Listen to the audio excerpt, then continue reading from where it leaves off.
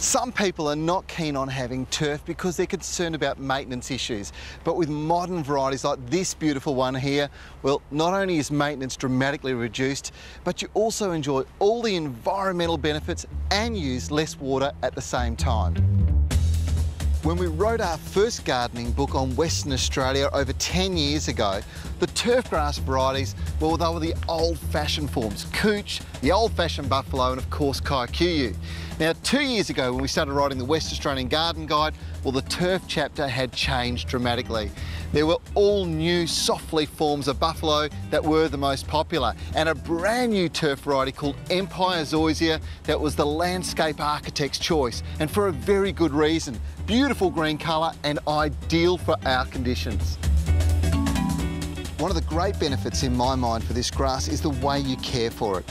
Because it's slow growing, it's not invasive into garden beds like cooch, and it's not difficult to control by hand either.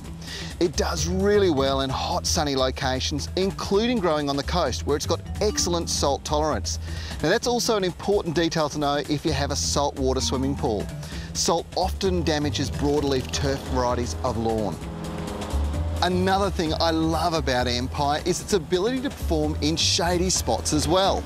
The trick is to let it grow longer, setting your mower blades higher at around 20 to 25 millimetres. This Williston Garden's a classic example of what you can achieve and how good an Empress Zoysia lawn can look. Now, they are good for the environment for a very important reason. You see, you only need to feed this lawn twice a year. Once in April to keep it nice and green right through the winter months, and again, well, in late spring, early summer to keep it growing strongly and looking lush and green. Now, if you contrast this against the old-fashioned cooch lawns, you'd be feeding them every 6 weeks. Now, this is where we end up with lots of extra nutrients running off into our river systems, which is not good for the environment.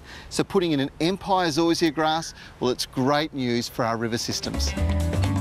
It's critical to remember that once established, Empress Zoysia is very water-wise. It's hard to compare against other grasses, but you can be assured that 2 standard drinks a week is more than enough for an established lawn to keep it a lush, soft green.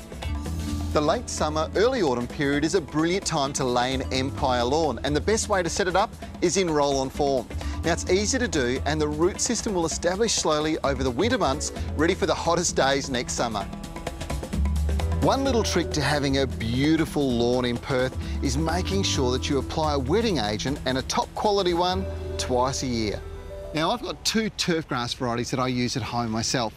I've got Palmetto, absolutely beautiful grass, but the majority of the area is with this fantastic Empress Zoysia. It's because it's so soft, lush green and easy to care for.